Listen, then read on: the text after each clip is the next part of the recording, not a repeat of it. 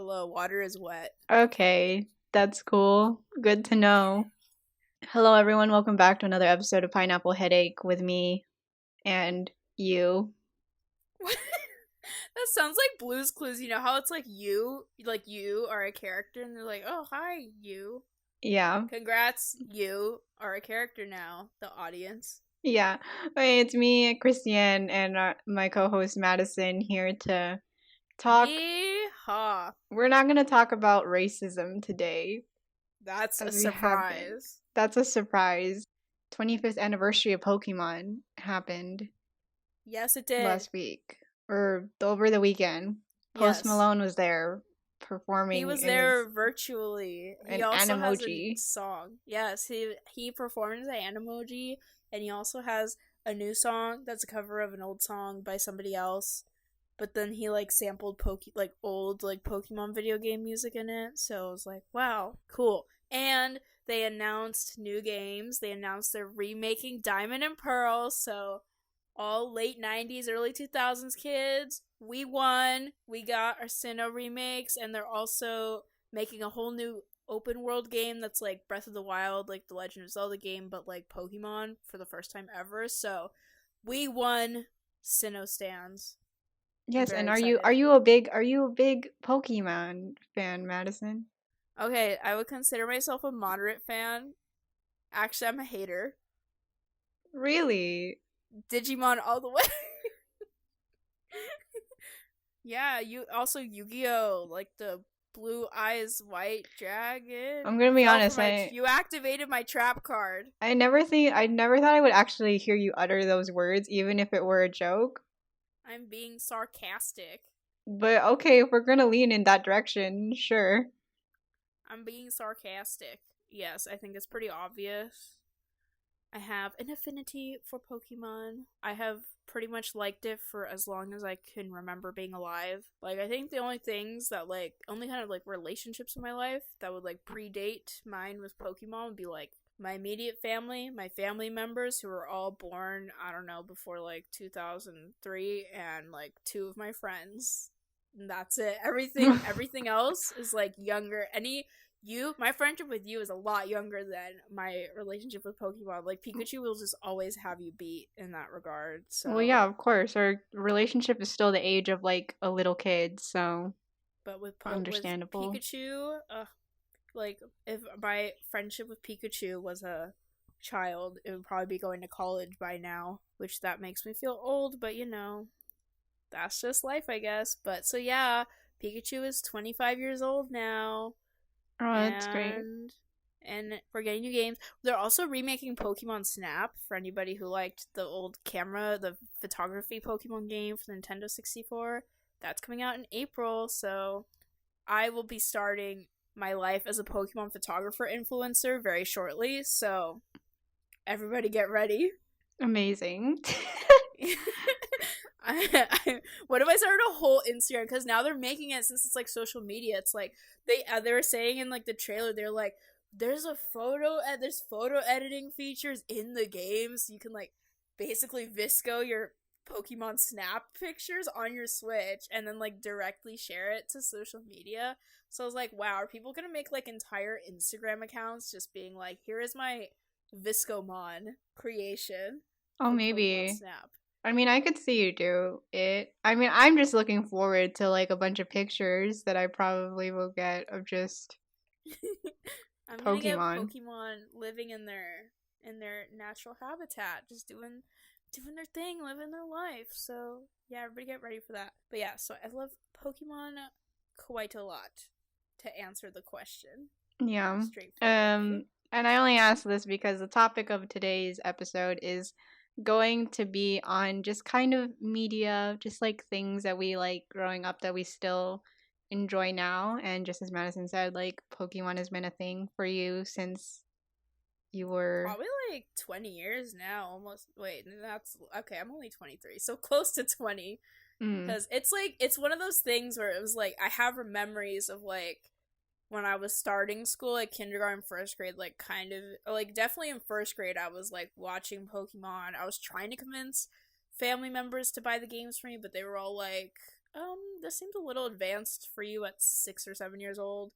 And then I remember, like, specifically when they had, like, this talking Pikachu plushie that looks so ugly, to be honest, but, like, that's just how old the Pokemon toys looked back then. They did not look very cute. But I made my mom before school one day, they had the commercial for it on TV, and it was, like, this commercial where it had the little Pikachu, and he was in the woods, and these kids were like, oh my god, it's Pikachu, and he talks, and you can, like, squeeze his hand, and he talks, and his cheeks light up, and then his ears move, and I was like, mother, come watch this right now. Mother. I was like, I know we're getting ready to leave, but this is very important. I was like, come watch this. And then she did, and then she was like, okay. And then I was like, this is all I want, birthday, Christmas. This yellow rat that talks. Yes. And then on my birthday, I remember my sister, this was probably like my 7th birthday, because I think I was in 1st grade, and then so my sister, who was like 4 at the time, like, because I made such a big deal for this Pikachu plushie, so my sister, Marley, she was only 4 years old, but she came up to me right before I was gonna, like, at some point in my birthday before I had opened presents, and she was like, you're getting that Pikachu, like, that's in your present, like, she spoiled it for me. She was like, just so you know, this Pikachu is in your presents, and I was just like, cool. And I think my mom was kind of like, why are you telling her what's in her presents? Why are you spoiling it? But it's okay, because then I got him, and he still lives at my house to this day, and he can still talk, so he has survived. Oh, that's cute. Yeah, but so anyway, that was kind of a tangent. But childhood. Oh, that's good. So, like, So yeah, what about like, for you? I don't know. I was gonna ask you another question. I was gonna ask you a follow-up Well, question. what's the Well, follow-up question? I was gonna say, how has your relationship with Pokemon, like, evolved as you've gotten older? Like, because it is a show that's catered to yes, children, right? I was just gonna say, you did something there. You said evolved. You did Oh, that. yeah. For anybody who doesn't know, Pokemon evolve, so My knowledge of Pokemon was that I watched the show, like, a few times as a kid. So, like, I know, like, the very first, was it, like, generation of Pokemon? And I also, like, played up to, I think, Pokemon Diamond on the DS, right? Yeah. Yeah, that was the first one on the DS, so that was, like, big deal. But yeah, well, I've definitely, like, I feel like because Pokemon's one of those things where it's like, I like, maybe when I was younger, I would kind of, like, go through phases where I wasn't as, like, yo, I'm, like, so jazzed up about this right now, but also because, like, up until, like, maybe, like, the last 5 or so years, like, you know, there would only be one new Pokemon game, like, once every 2 or 3 years, so it was, like, you'd have to kind of go longer, like, waiting for stuff, and also because, like, Pokemon was really popular when it, like, first came out in, like, the late 90s, early 2000s, but then for, like, the mid 2000s up until, like, you know, kind of the early 2010s, it was not that popular anymore. Like, I was usually, like, I would have, like, maybe 1 or 2 friends at a time who might also play it or might be kind of into it, but, like, I was always, like, basically the Pokemon person in every, like, school or social situation I was in. So, like, a lot of, like, the way I grew up loving Pokemon, I feel like, was a very just, like, individual experience, while, like, a lot of other people who, like, depending on how old they are, if they actually had friends that they were playing it with and, like, trading and battling with their friends all the time, like, they might have this whole relationship with it as, like, this thing you can do with friends. But I feel like for me, it's just been, like, oh, this is just, like, my thing that I just, like on my own. And then as I was, like, a few years into me liking it so much, like, there was, like, because it wasn't that popular, there was not a lot of merchandise usually, but as I was growing up, that changed a lot, because then stores like Hot Topic started coming around where you could actually, like, buy Pokemon clothes, which for a while, the closest I could get to Pokemon stuff would be, like, a shirt in the boys section or something. And then, like, they started selling more plushies everywhere, so I got really into collecting the plushies and stuff, which everybody who knows me knows I'm still very into. I have many, but so I feel like toughed it out through these years where it was like, you know, I could only get so much out of Pokemon, because it would just be, I could get a game and I could maybe get a shirt, like, and then I could just watch the anime, and that was, like, it. But now it's like you can literally buy all the merch you want. You can order it directly from the official store online.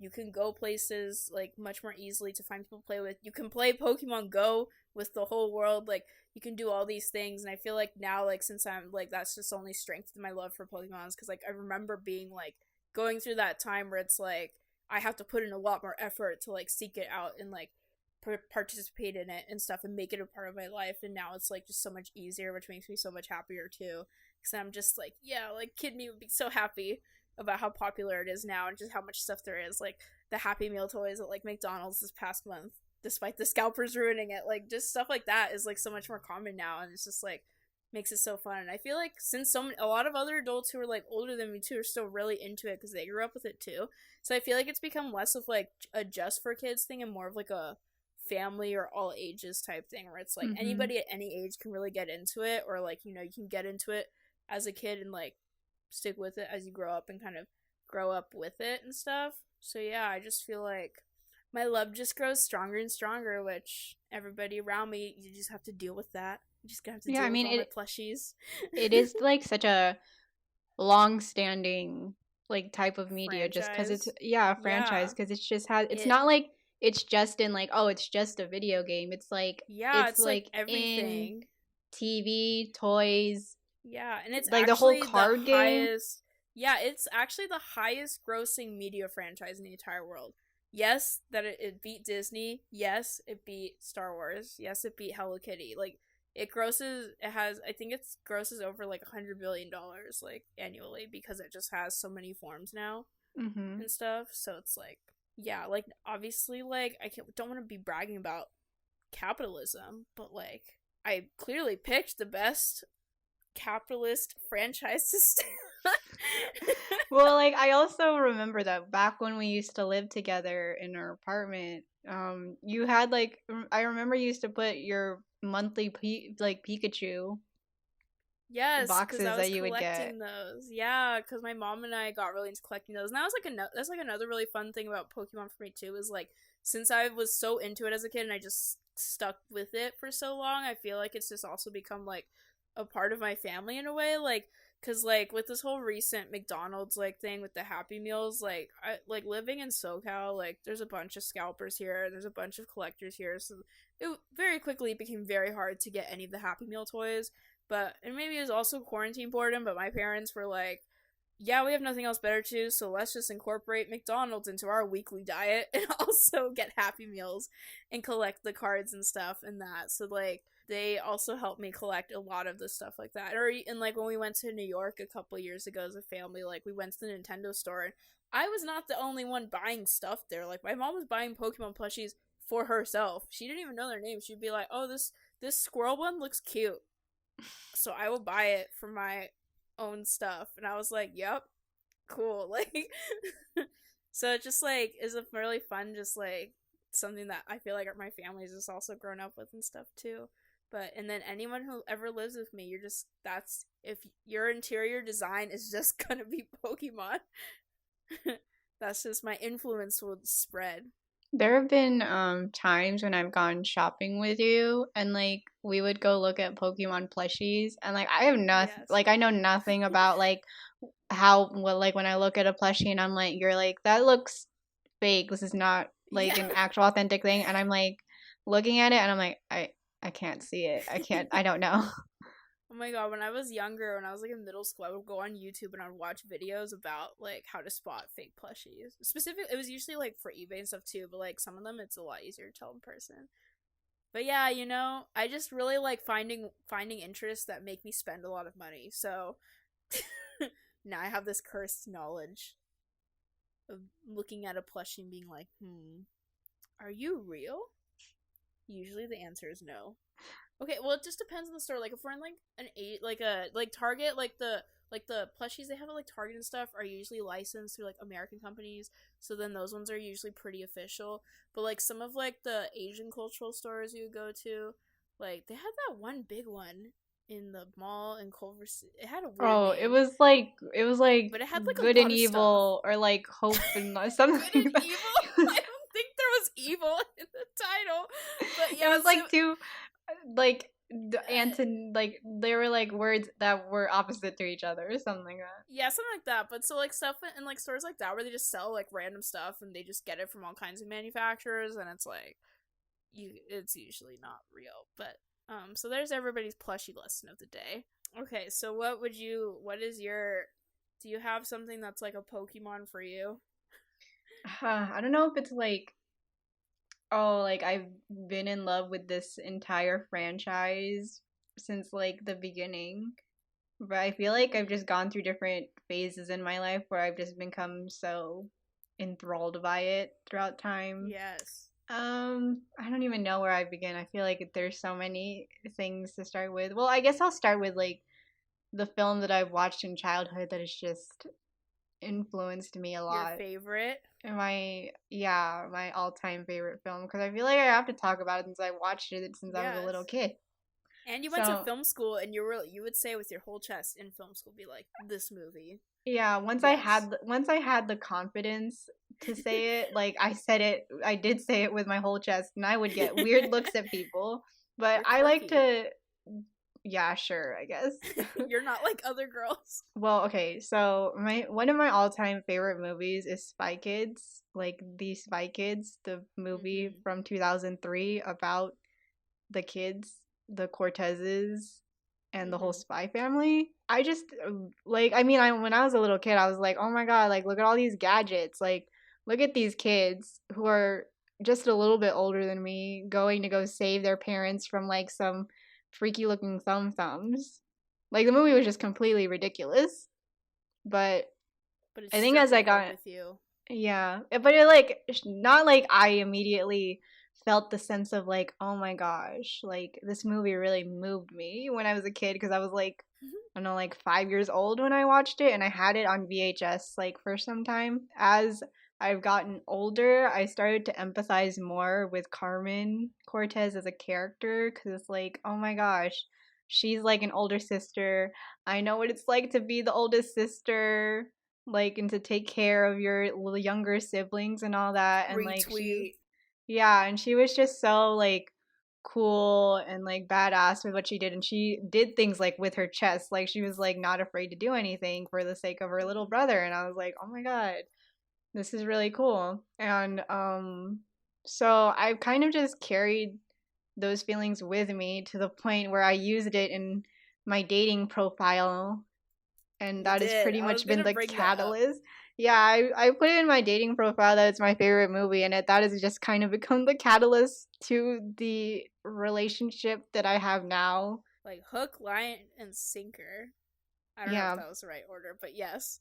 but yeah, I don't know. It's just like I feel like your favorite movie should be the ones that you have most connection with, and for me, it's like that. Because even if it is a movie with a bunch of like weird looking like figures and like creatures in this Mm-hmm. movie and everyone's being turned into floops like monsters and all that throughout the whole thing like there is like this whole story about family and being transparent and honest with each other that I realized as I was growing up and like being in film school I'm like there's some heavy themes actually addressed in this and like learning to become a family and like grow up because Carmen has her whole thing is like growing into this young woman. Junie has this whole thing about like what does it mean to be a man, watching his dad grow up and Antonio Banderas sporting his weird mustache. Like there's just a lot of different like family dynamics going on in the movie that I've started to realize now with my knowledge. Yeah, I don't know. It's just like I also like respect Robert Rodriguez as a filmmaker more so in his earlier films cuz like I feel like he knew what he wanted the story that he wanted to tell and I was like, yeah, this is pretty cool. I really like He just this. did what he wanted.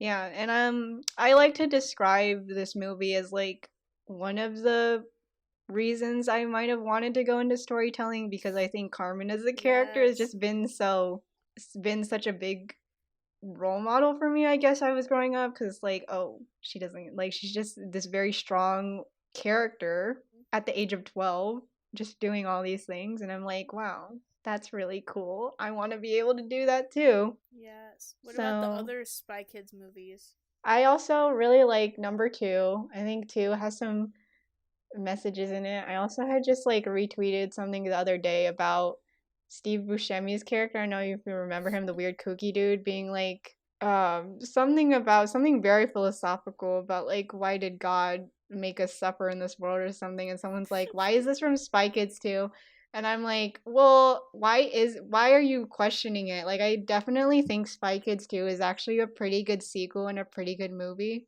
and still kind of follows the whole thing of like family dynamics and stuff. Okay, wait, so like Steve Buscemi's character says, "Do you ever think maybe God stays in heaven because he's afraid of what he's created?" I feel like I've seen this also brought up on Tumblr because then people are Yeah, like, "This isn't Spy Kids." and I was like, inspiring. What an inspiring line from the mind of Robert. Well, that and also just because something's a kids movie doesn't mean it can't have deep lines too. Yeah. Make the kids think, you know. Well, yeah, and it's also like, I mean, the whole thing with kids movies is that of course, the main thing is to entertain the kid because it's a kids movie. But I feel like really good kids movies are the ones that have a deeper message to them, or the ones that I enjoyed had deeper messages to them. Because to this day, I still enjoy them now. Yeah, once I like had the confidence in film school to be like, I love Spy Kids. A lot of people had some looks to give me, but it's like They're so judgy. I know, but it's like this is representation for me, so I don't care what anyone Yeah. thinks. This is the movie that I enjoy. This is the movie that influenced my life, so I'm gonna roll with what I just said. Yeah. Also, some film people just hate fun. That's what I think. I don't know, it's just I don't know. Like I see myself well, like I of course have like my artsy indie side when it comes to movies, but I don't know. I think I can also see myself writing like children's stories and like implementing kind of Yes. those deep meanings because I feel like a lot of the shows and like movies that I watched as a kid, aside from living with the family that I have now, I feel like have taught me a lot about family and how there are different kinds of family dynamics and like Mhm. how people connect to each other. So I don't know. I enjoy looking at stories that are all about like, oh, when is it time to leave your family? When is it time to like Mm. look for your next family and like talk about community and stuff. So that's just my Yes. MO. That's good though. Yeah, so that's my whole 2 cents on Spy Kids. I could go on to a whole thing. In fact, that's actually how I ended up getting my boyfriend. I literally had a whole conversation about Spy Kids. And then he So just fell in love. And that's clearly, it. it's already getting you That's how the story went. places. Yeah. Yeah. So Like, maybe, I don't know, I could manifest this, but one day, Robert Rodriguez might just knock on my door and be like, would you like to work for me? And I'll be like, yeah, I love your films. yeah. Well, I was gonna ask what part of me was like, oh, what did he do most recently? And then I remembered the Shark Boy Lava Girl thingy Well, or he the also sequel thingy. made his We Could Be Heroes, which I did watch, and I was like, "Ugh, there's something missing about it that it's just not the same. Needs more Spy Kids.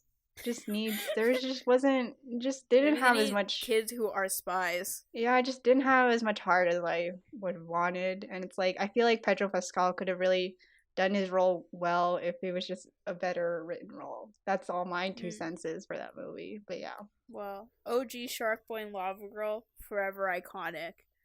Forever iconic. It belongs in the film registry because It does, even if it's like just because it's like a meme. Like, it does, like I feel like there's still a lot of value there. well, because it's Because like then it's if like you're everybody. Then it makes it very memorable. yeah, because if you're making a movie and it leaves a cultural impact, then obviously you did something right because people watched it and Yeah, people still talk about it to this day. So all I have to say is great job to Robert and yeah. his son for writing that. I still remember the words to the song that Shark Boy sings, trying to make Max sleep. Like, why does that live in my head rent free? But it hmm does. So that's just his influence. So I have to give props to Robert Rodriguez because he has made such an impact on my life, Hmm. and like as a filmmaker, I look up to him a lot as for his guerrilla filmmaking that he did with his earlier features. So thank Wow. you. And he's also from Texas, so I also have to Oh, Team credit that. Texas. But yeah, so I feel like that was like the movie that has really like moved me into a direction, but I also have other notable movies in media that Hmm. I just really enjoy, and also I thought you would also enjoy because we both share a mutual We have a like for lot this of things. movie. There are like niche things that we both like. Like for Okay, example, the Annie 1999 straight to home video movie adaptation by Disney yes, featuring Victor Garber. Audra McDonald, Kristen Chenoweth. Yeah, like what was that? Why are we both And separately it was so like obsessed? that's the movie that we've like come to know all of these legends. Yeah, And we watch it also. We also watch it my family every still holiday quotes that season. movie. Yeah, and we do watch it every year because we have to. Like literally, my family still. My dad will still quote, "Oh, no babies allowed." Like the farm what's her face was like, "Oh, we couldn't take Annie because we moved to the farm. No babies allowed." So that's why we left her. Like, Oh, Miss Hannigan.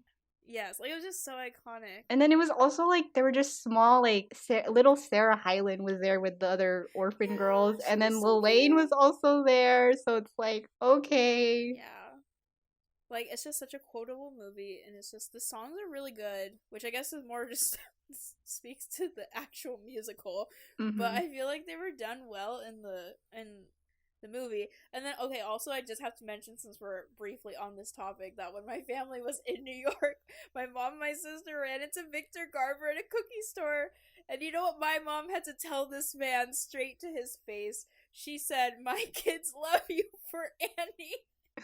Of This all man of the who movies, has a renowned film career, and she had to tell him straight to his face, "Our family knows you," or at least me and my sister specifically know him best as Daddy Warbucks in the straight to video movie adaptation of Annie. Like Titanic, no. I don't know what else he was in, but like clearly, like I don't even know what else he was in.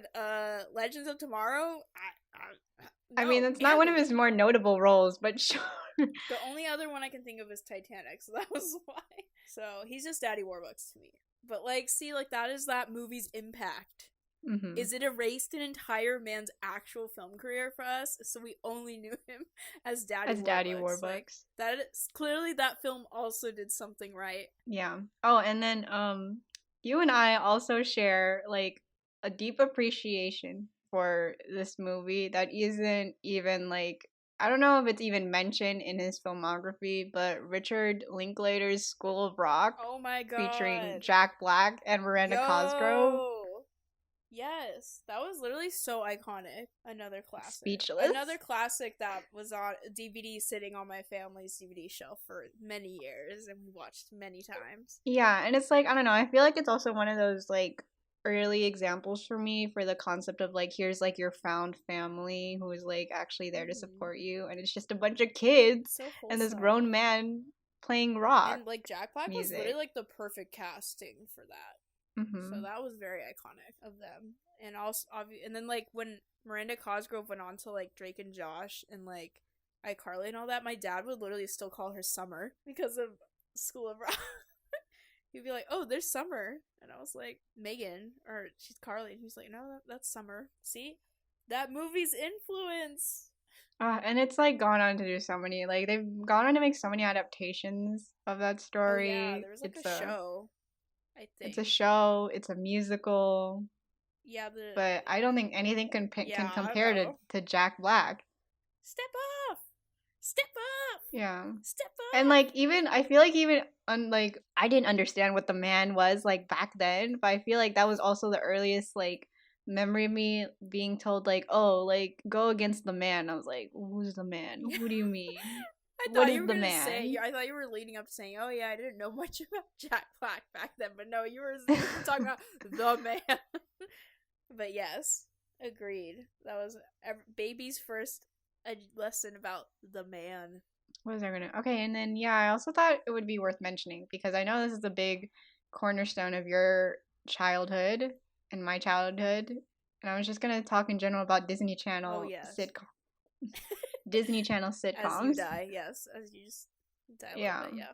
And I've recently been doing a binge of That's So Raven and also Wizards of Waverly Place, and I still think they hold up as really good sitcoms. I just feel like all the shows from back then just really hold up. Like, they were just so iconic. I don't know. I think my favorite was probably Hannah Montana. I feel like those sitcoms that came out in the early 2000s, I'm pretty sure those sitcoms have further spurred my appreciation and love for sitcoms as time has gone on. Yeah, especially multicam. I feel like a lot of people they look down upon multicam, then you have shows like the One Day at a Time, like Netflix reboot that shows like it can be like it proves that it can be used like well and it can be done well. But even then, like I feel like with the Disney Channel sitcoms, even though they're kind of little kiddish, like they still work and like they're still really Yeah, they still enjoyable. work.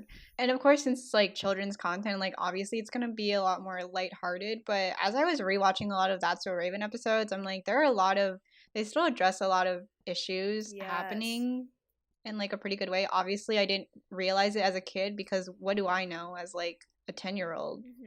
But watching That's So Raven and like seeing how they talk about like racism and like fat shaming and all that, it's like, oh, I guess these are good messages that I should subliminally just like understand. When you're a kid, you're just like take in as a kid. Yeah, because I feel like when I got older and I would like because I watched Disney like just Disney Channel stuff in general for like a long time, like far past like that target audience age, and I feel like I never really got those messages from like stuff that came out later on. Because I mean, even then, it's not like every show in like that like back then like because like That's So Raven was like really good about doing stuff like that. I don't really remember like like Sweet Life or Hannah Montana ever getting like that deep like on their side of it, but like I feel like there wasn't even like the like the one show that gets deep like for a while on Disney Channel once those ended. So tragic.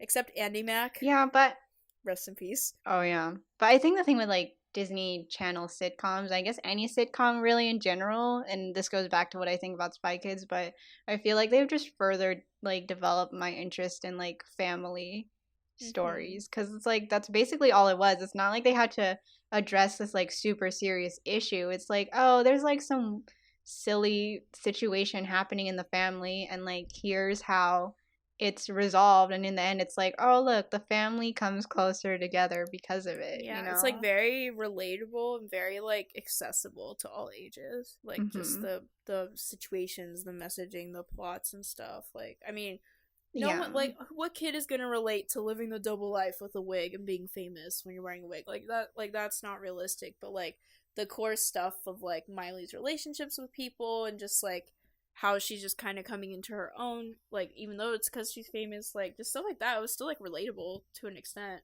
It just so happened to be part of it was because she's like Hannah Montana, but like it still felt like something I could like relate to as a kid and like really enjoy. And I had also talked to this about you earlier because I had told you that I finished recently binging through Wizards of Waverly Place on Disney Plus.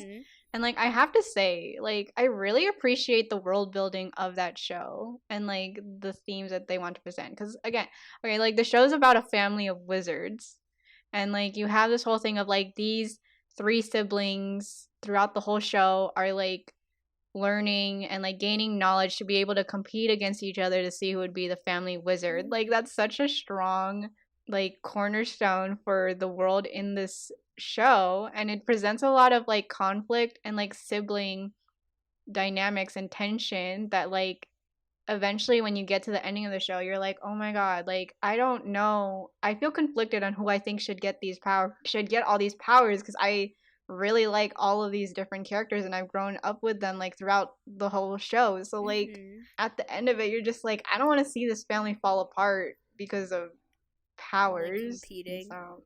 Yeah, it was just such a good like world building thing. The world building was just so good. I was just like, wow, like somebody really went off. I don't know. I just feel like all of them were so like the concepts were just so interesting. Like the whole concept of Sweet Life was like also kind of a lot. Just like like 2 twin boys living in a hotel. But it's like, and the reason they live in the hotel is because before that they were homeless living in their car with their single mom. But then the single mom got like a job at the hotel, so part of her like she negotiated to be in I don't know how much she gets paid on top of it, but at the very least she has a place for them to live now and stuff, like because there's like that whole like backstory to it, and then they eventually like bring the dad onto the show and he was like in a band or something, and that was why like they were divorced, was because he wanted to like travel and live like the whole rock star life, and then like the mom was like, no, I think kids need stability. And then they ended up homeless for a bit. Like, there was a lot going on there. Hannah Montana, I don't know how someone came up with that whole thing. Or, like... I mean, It's just I like feel like the whole silly. thing of like, oh, I have to keep this secret, and it's all about like trust and loyalty between Yeah. the people that you consider to be your close friends. Like, I feel like that's a very Yeah. big thing to deal with. Ooh, and I feel like especially maybe now like the like just the whole thing of like because it like the I feel like the movie mostly goes into it just like the whole thing of like when you're famous at a young age then you kind of like grow up maybe being more entitled and stuff. I feel like maybe that's a little more relevant now that so many young people get famous through like being Oh social yeah, media huh? influencers and all that. Like Mm-hmm.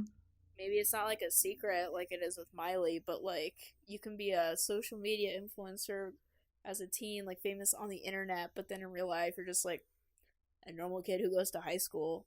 So that's like kind of a double life thing. I don't know. Oh my god, what if they reboot Hannah Montana as like that?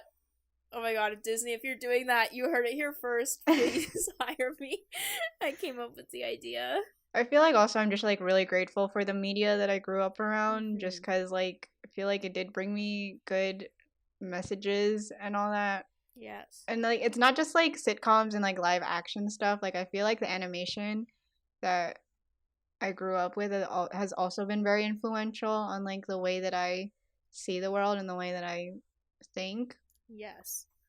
For sure. Like, again, Yeah, I mean, Pokemon. Watching Pokemon, and Ash also I have to like fail all the mention. time. What a humbling Oh, lesson. true, huh?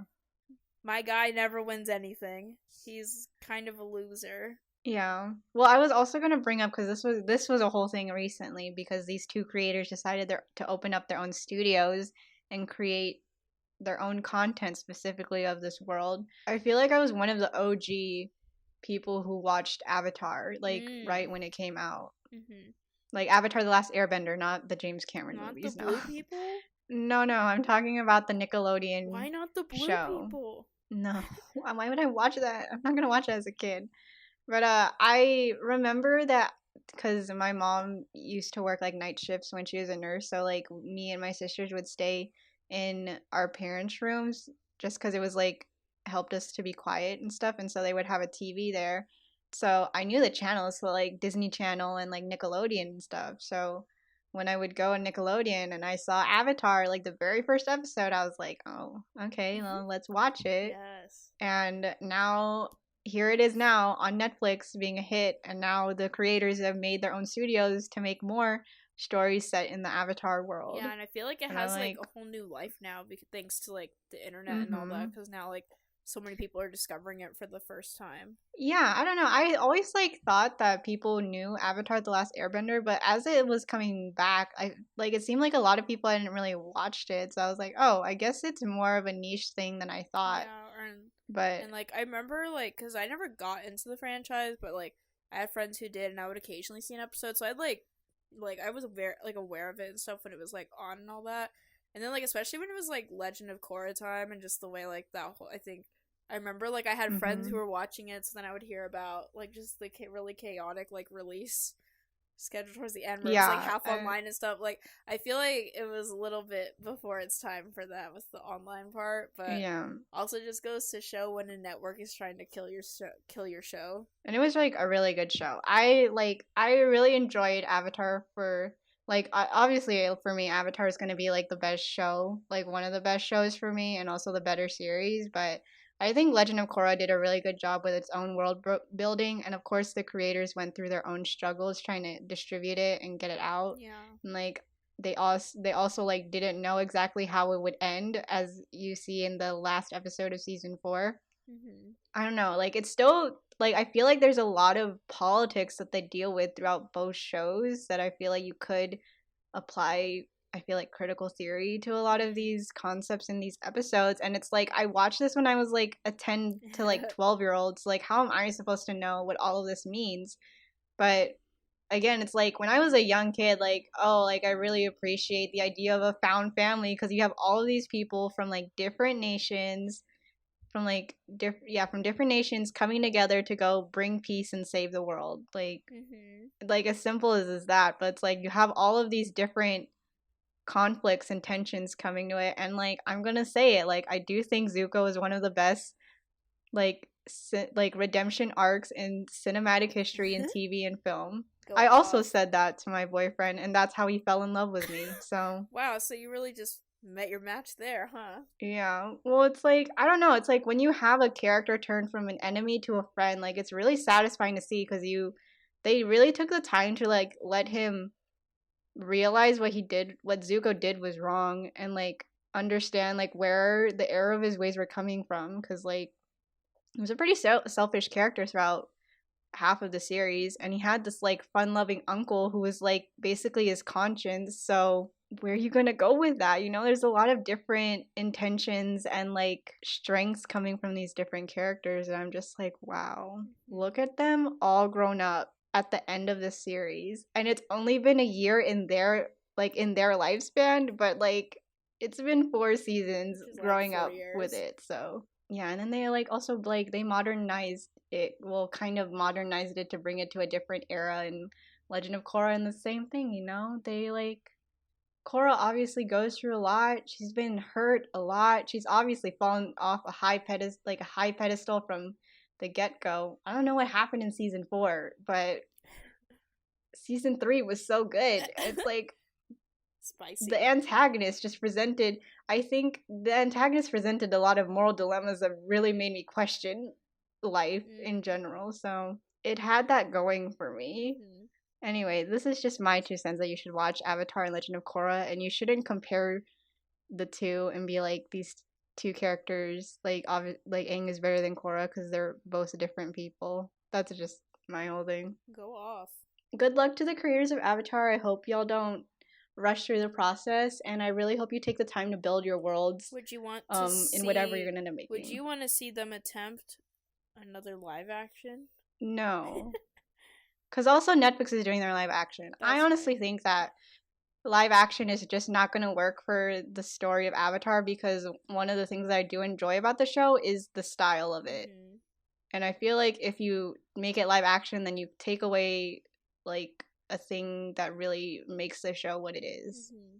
Some things I just prefer to keep in an animation style. Yeah, I feel that. And like stay to like graphic novels and stuff, because like I like things to be. It's like when you're bending, like we all saw in the last Airbender movie and the flop that it was. Like I guess I do have the CG technology to do it now, but there's just something nice seeing animation, like 2D animation, especially in this day and age when everything wants to be 3D CGI. Mm-hmm. Yeah, but this is not exactly related to Avatar, but because like talking about like how certain things just don't work when they're adapted to like live action and stuff, that just makes me think this is a book series, but I feel like I can't talk about what I consumed as a kid without admitting to the fact that I was a Warrior Cats kid. Everybody booed me now. Well, it was more like I was a Warrior Cats middle schooler, so I don't know if that's better or worse. Even better. Yeah.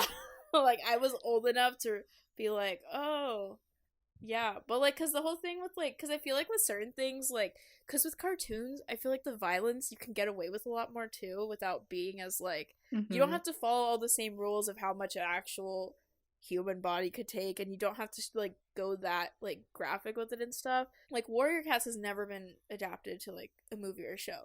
But, like, if you just go on YouTube and watch anybody's, like, fan animated, like, adaptations of Warrior Cats, like, it's very graphic because the books are so graphic. Like, I don't know how you could visually adapt that and keep it as for kids because it's very graphic and stuff. But the books are really solid, and I will stand by the argument that the 6th book of the Warrior Cat series, which, like, the books are in sets of 6, the first set of 6 books in the Warrior Cat series, and especially the ending of the 6th book, better than Game of Thrones. Same, it's like similar concept, kind of, roughly, with better resolution. I mean, a lot of people didn't like the Game of Thrones ending. Yeah, well, because Firestar and Jon Snow are, like, the same character. And I feel like Firestar's ending and, like, where he ended as a character in the 6th book is, like, so much better than where Jon Snow ended. But also because, like, both franchises, like, with Warriors, it was, like, the whole first 6 books were specifically about this, like, power struggle thing. And, like, in the 6th book, that kind of got blown out of the water by an external threat, which is kind of what the whole thing with Game of Thrones is there's like this internal power struggle between the people, but there's also this external threat of like the zombies that could attack at any moment. So it's like, I like with Warrior Cats, what the resolution was, it was like they kind of had to figure out, like, iron out the whole power struggle thing to then overcome the external threat together. But then Game of Thrones just kind of did away with the external threat, and this external threat that they've been hyping up since the opening scene of the entire show, and they just kind of did away with it in one episode, and then they're like, okay, back to like our power drama, and I was just like, is this writing? I don't know. Yeah, so Warrior Cats is like better. That's the moral of the story. It's also, when you read it and you realize it's like technically for kids, you might also be disturbed, but you know, that's just how it is. But cats are also cool in general, so yeah. Well, that's great. I don't even know how I feel about Warrior Cats, because I feel like I never really like knew much about Warrior Cats until I became friends with you. So it's like violent and gory, but it's like entertaining, but not like because it's not like you're enjoying the gore and stuff. You're enjoying the story, the like relationships, the drama, the power struggle, the ambitions, the secret attempts at a coup. Like, oh, like that kind of stuff is going on. It's just they're cats, so then it becomes for kids. Yeah, but very, very serious things addressed in this series through cats, and then kids read it and they either come out normal or they come out furries. I would like to think I came out normal. I am not a furry. Well, I don't think there were any indication of you being a furry, so I think you're good. I just wanted to be on the record stating that, in case anybody was wondering. Okay. Well, I think that's the last thing we should end on.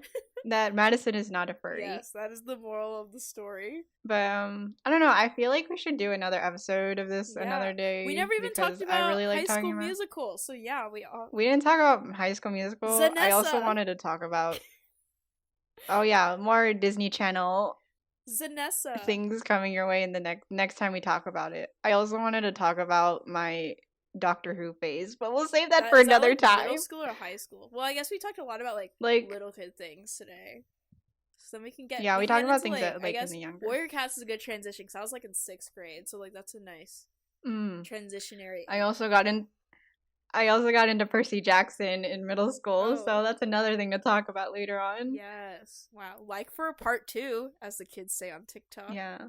Obviously we've been like a part of a lot of different we've absorbed a lot of different media and like stories throughout time, so like I think it just makes sense why we are the way we are and why we chose homeschool, the paths that we did.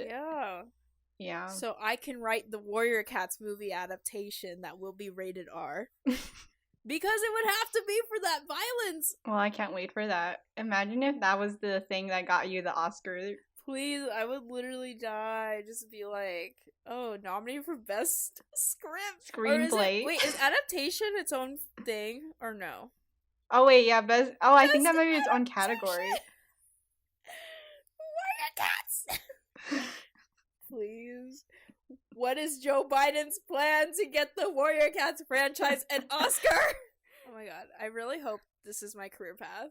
Now you've seen a preview of what could be the Warrior Cats movie adaptation script. So thank you for listening to another episode of Pineapple Headache. Was this a headache? The movie adaptation of Warrior Cats is a headache. I mean, yeah. Just in itself. That would be a headache to figure out how to make it for kids, but we'll see. Alright, thanks for listening. Goodbye. See you at the next headache.